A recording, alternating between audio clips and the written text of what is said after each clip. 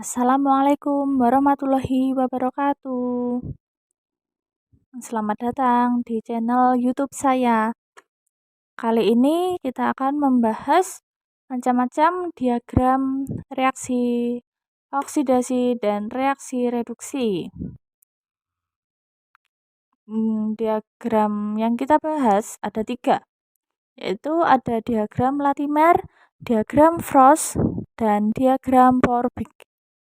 Tidak usah nunggu lama, kita lanjut ke materi pertama, yaitu diagram Latimer. Diagram Latimer merupakan diagram stabilitas redoks yang berguna untuk merangkum data kuantitatif unsur per unsur. Diagram ini menggambarkan kesetimbangan elektrokimia untuk zat yang memiliki banyak bilangan oksidasi. Menuliskan spesies yang paling teroksidasi pada bagian yang paling kiri dan spesies yang paling tereduksi pada bagian yang paling kanan.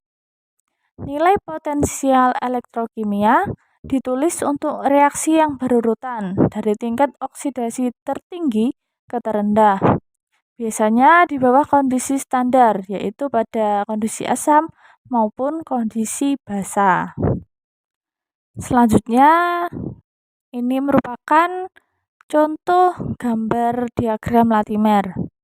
Yang pertama kita akan belajar apa saja sih bagian-bagiannya, terus apa sih ada plus 7, 46 itu apa, lalu ada plus 0,90 plus 1,28 itu apa. Kita akan belajar bagian-bagian diagram Latimer dahulu. Lalu setelah kita mengetahuinya, kita akan belajar menghitung energi potensial reduksi dari sel. Oke, kita mulai. Di sini kan sudah ditunjukkan diagram Latimer dari mangan. Mangan merupakan salah satu unsur yang bisa memiliki banyak bilangan oksidasi. Di sini ditunjukkan bilangan oksidasi dari mangan ada 1, 2, 3, 4, 5, 6, 7. Ada 7 macam. Di sini sudah ditulis dari kiri ke kanan, dari bilangan oksidasi yang paling tinggi ada di paling kiri dan yang paling rendah ada di paling kanan. Bilangan oksidasi tersebut ada pada bagian atas sendiri, yaitu plus 7, plus 6, plus 5, plus 4, plus 3, plus 2, dan 0. Kenapa di sini ada 2? Tadi kan sudah disebutkan ada 2 kondisi, yaitu pada asam dan basa. Yang atas itu adalah pada kondisi asam dan yang bawah pada kondisi basa. Dari setiap kondisi memiliki energi potensial reduksi yang berbeda.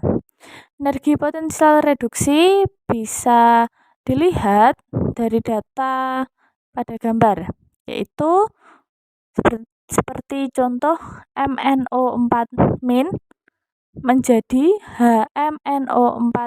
Nah, itu kan pada panahnya di atasnya kan ada plus 0,90.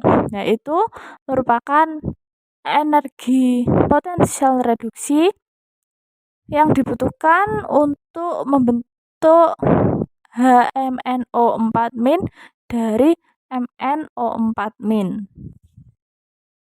Dan begitu juga seterusnya.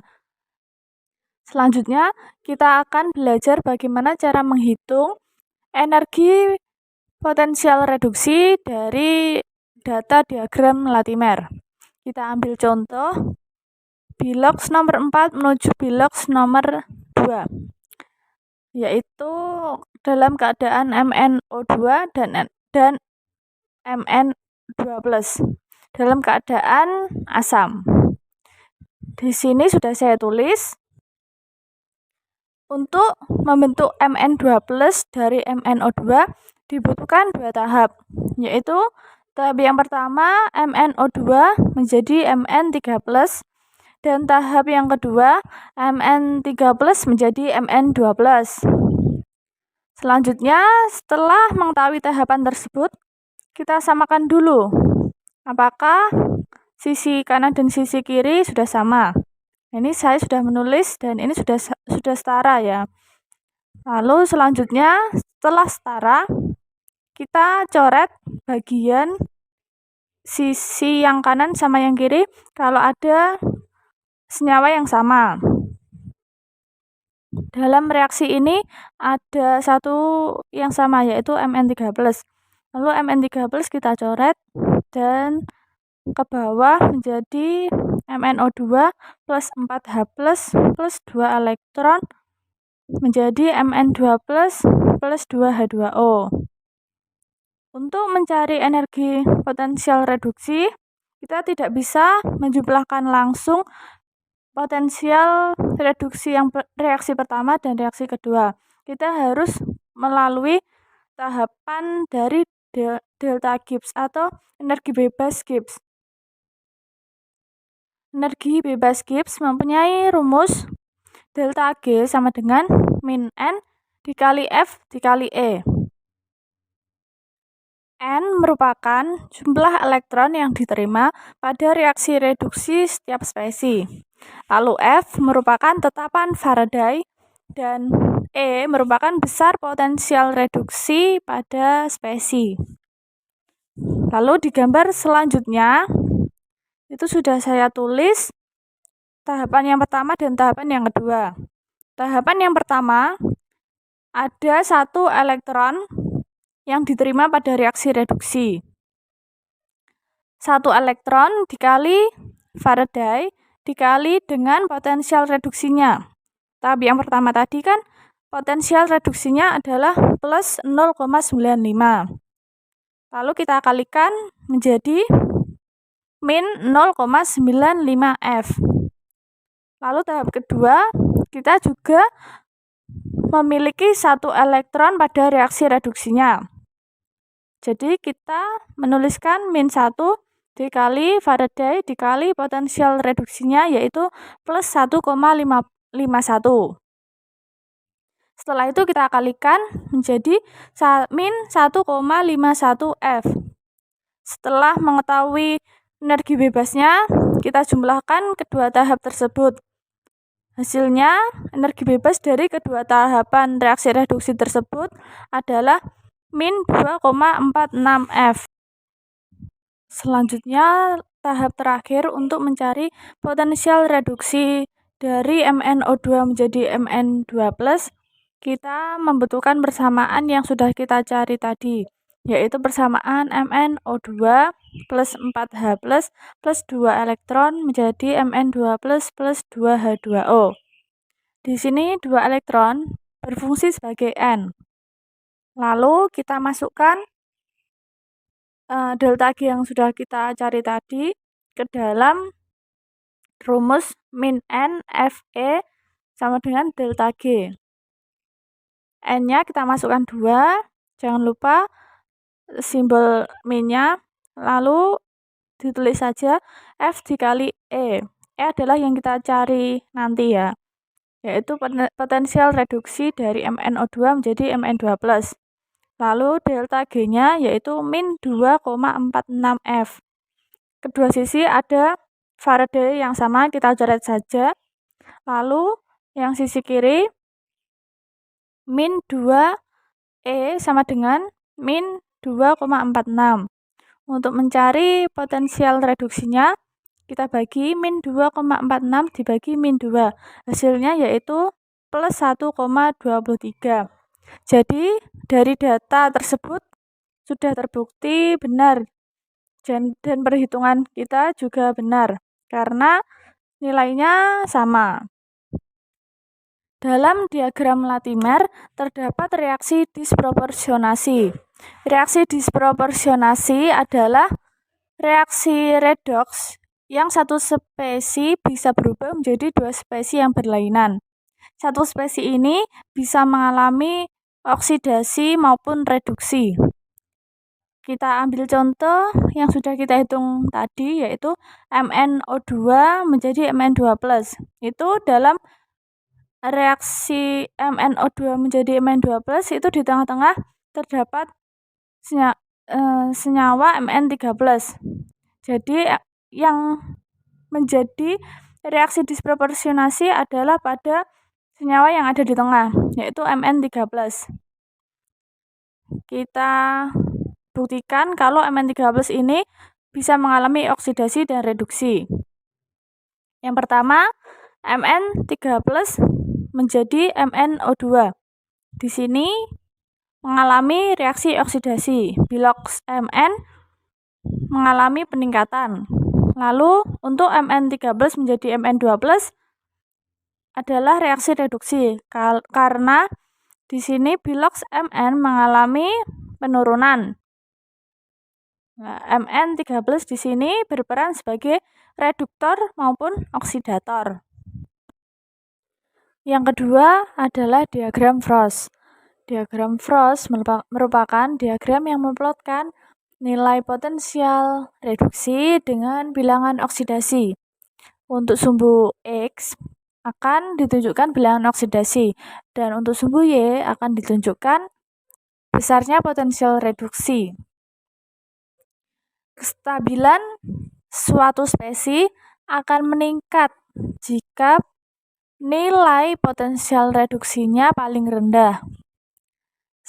Spesies dengan bilox yang paling stabil ada di posisi yang paling bawah. Oksidator dan reduktor ditunjukkan dari posisi spesies dalam diagram. Untuk oksidator ditunjukkan posisi yang paling tinggi. Titik yang paling tinggi merupakan spesies yang mengalami reduksi atau yang berperan sebagai oksidator. Dan spesies yang paling stabil atau yang paling bawah merupakan reduktor dan cenderung mengalami oksidasi. Pada diagram Frost terdapat kemiringan atau slope. Kemiringan didapat dari dua spesies yang terhubung dengan garis.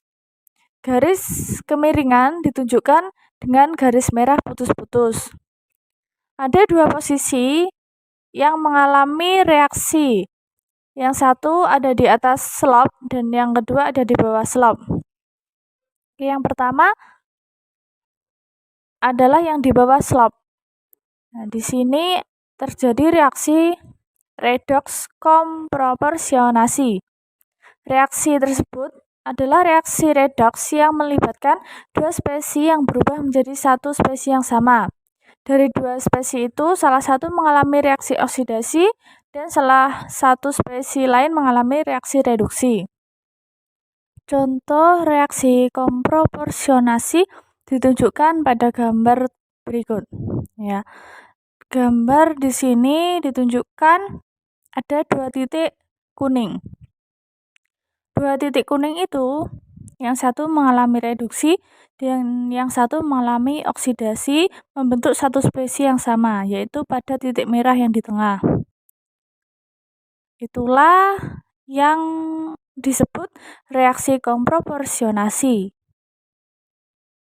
Yang kedua adalah reaksi disproporsionasi. Reaksi ini berada di atas slope atau berada di atas kemiringan. Reaksi disproporsionasi ini adalah reaksi redox yang satu spesies akan berubah menjadi dua spesies yang berlainan.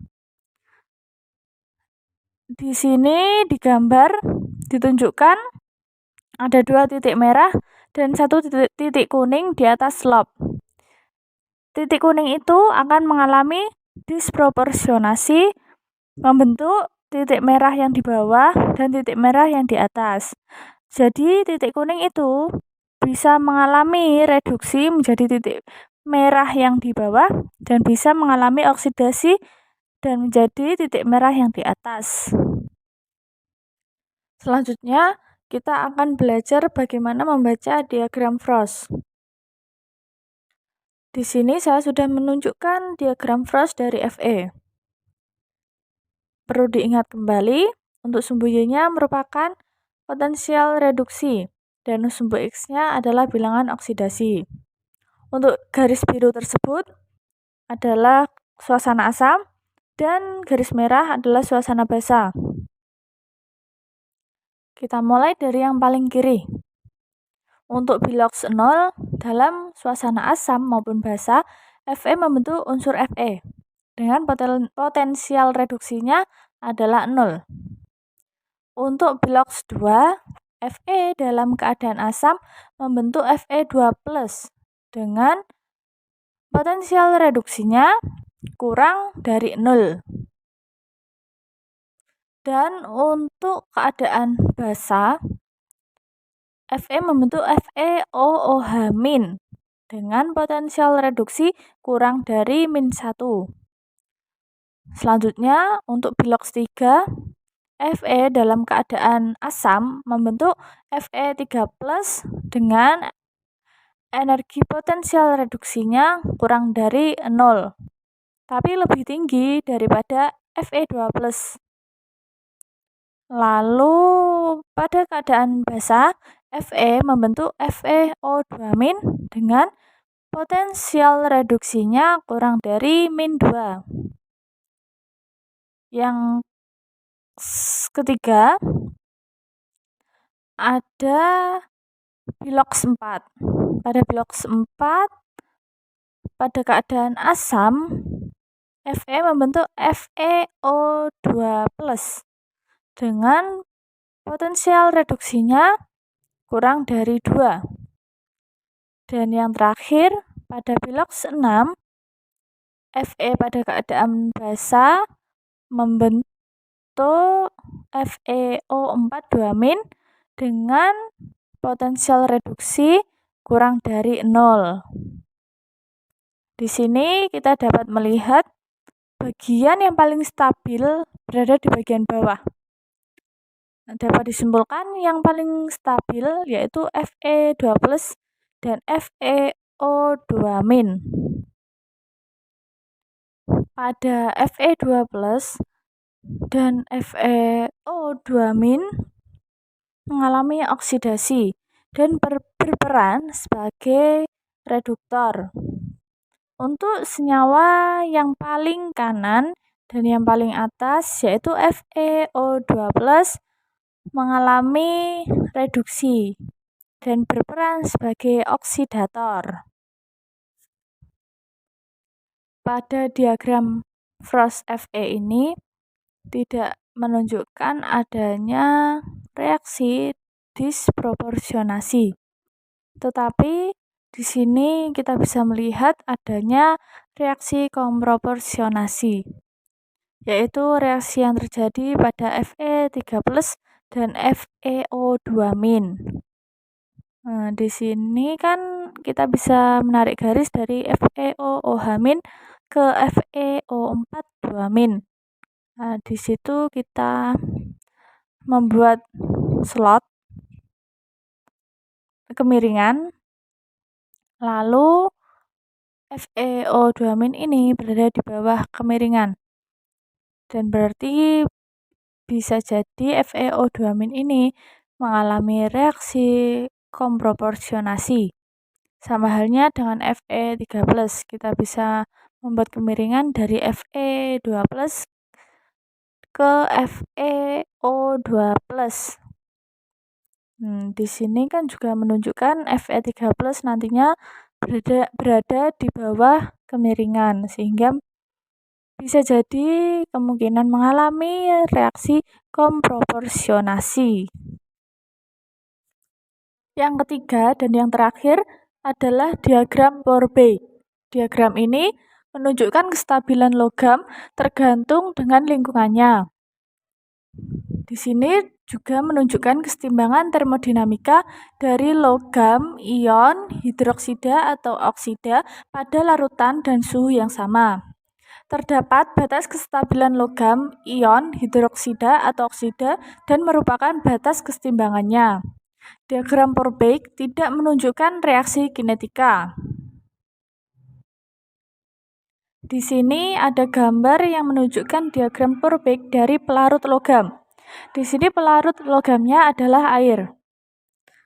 Diagram Purbake di sini menunjukkan 3 garis, yaitu yang pertama adalah garis horizontal, vertikal, dan kemiringan atau slope. Pada garis horizontal menunjukkan kesetimbangan reaksi hanya tergantung pada potensialnya saja. Pada garis vertikal menunjukkan kesetimbangan reaksi yang hanya tergantung pada pH-nya saja, dan pada kemiringan menunjukkan kesetimbangan reaksi yang bergantung pada potensial dan pH.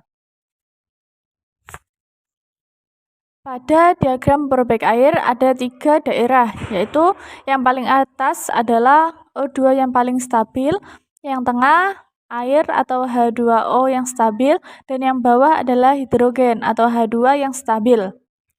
Di sini juga ada kemiringan, ada garis biru dan hijau. Pada garis biru menunjukkan kesetimbangan air dengan gas hidrogen. Di sini terjadi reaksi oksidasi. Lalu untuk garis yang hijau menunjukkan kesetimbangan antara oksigen dengan air dan terjadi reaksi reduksi. Pada diagram Purbake terdapat beberapa daerah. Di sini sudah ada di gambar ada 3 macam daerah, yaitu ada immunity, corrosion, dan passivity. Pada daerah kekebalan atau immunity, biasanya terdapat logam itu sendiri. Pada daerah ini kemungkinan tidak terjadi korosi. Contohnya apabila ada diagram Purbake dari Fe, maka pada daerah immunity-nya hanya terdapat logam Fe saja. Misalnya lagi kalau ada diagram Purbake dari Cu, bagian bawah, yang paling bawah bagian immunity tersebut hanya terdapat logam Cu itu saja. Lalu selanjutnya adalah daerah korosi atau corrosion. Pada daerah ini tempat terjadinya korosi. Biasanya terbentuk ion logam dan larut dalam air. Karena larut dalam air inilah terjadi korosi pada daerah ini. Lalu yang terakhir daerah pasif. Daerah ini tidak larut dalam air, melainkan membentuk lapisan oksida dari logam. Pada daerah pasif ini kemungkinan juga tidak terjadi korosi karena lapisan oksida tersebut melindungi logam agar tidak terjadi korosi. Selanjutnya adalah contoh beberapa diagram Purbake dari logam. Yang pertama ada diagram Purbake dari emas, yang kedua diagram Purbake dari seng, dan yang ketiga diagram Purbake dari aluminium. 3 gambar ini memiliki perbedaan.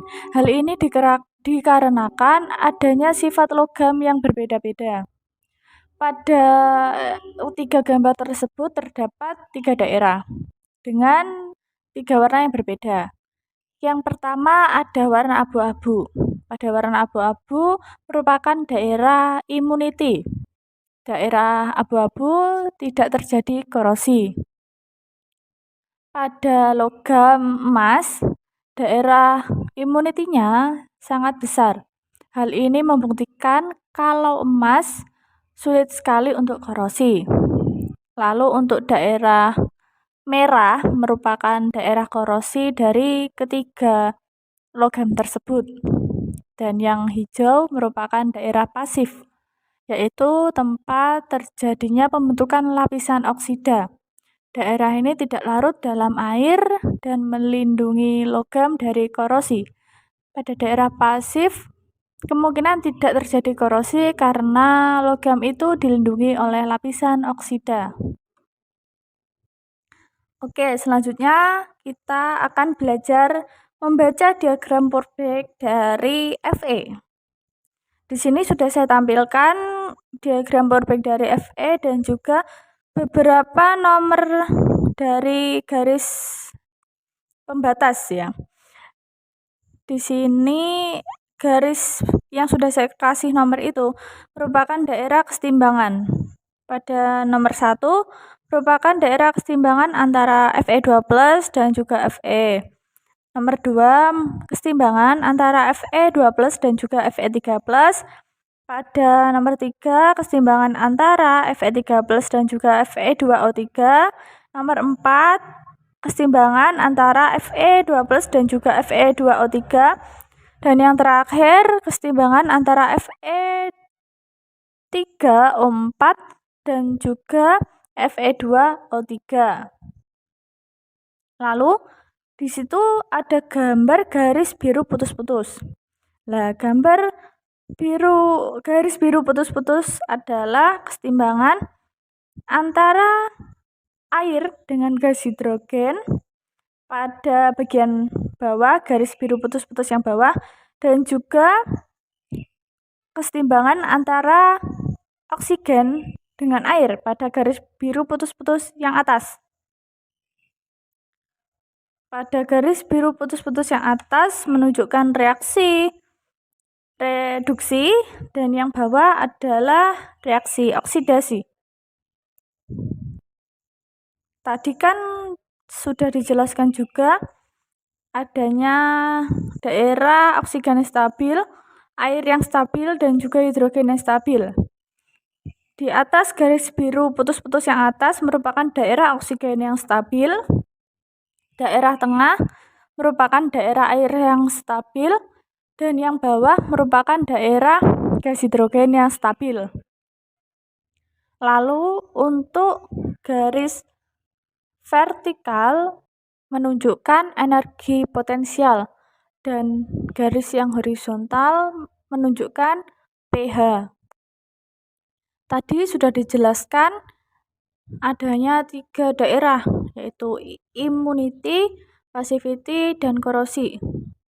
Pada diagram Fe yang bagian bawah itu, yang membentuk logam itu sendiri atau Fe, itu merupakan daerah imun, daerah kekebalan. Lalu yang berbentuk ion seperti Fe2+ dan Fe3+ merupakan daerah korosi. Dan yang terakhir adalah daerah pasif. Daerah pasif ditunjukkan pada daerah kanan atas, di atas garis immunity dan juga bagian kanan dari daerah korosi. Nah, di situ tidak terjadi korosi, namun tidak larut dalam air. Dan dalam daerah passivity, Fe membentuk lapisan oksida dan kemungkinan tidak terjadi korosi. Lapisan oksida dari Fe dan juga daerah pasif adalah pada daerah Fe2O3, Fe3O4, FeOH+, dan FeOH2. Itu yang paling kanan, yang bawah ada FeO2 2-, ada daerah yang kecil sekali. Itu merupakan daerah korosi karena terbentuk ion yang bisa larut dalam air dan bisa menyebabkan korosi. Baiklah, yang terakhir adalah persamaan keseimbangan yang sudah kita bahas tadi. Pada nomor 1 dan nomor 2 merupakan garis horizontal.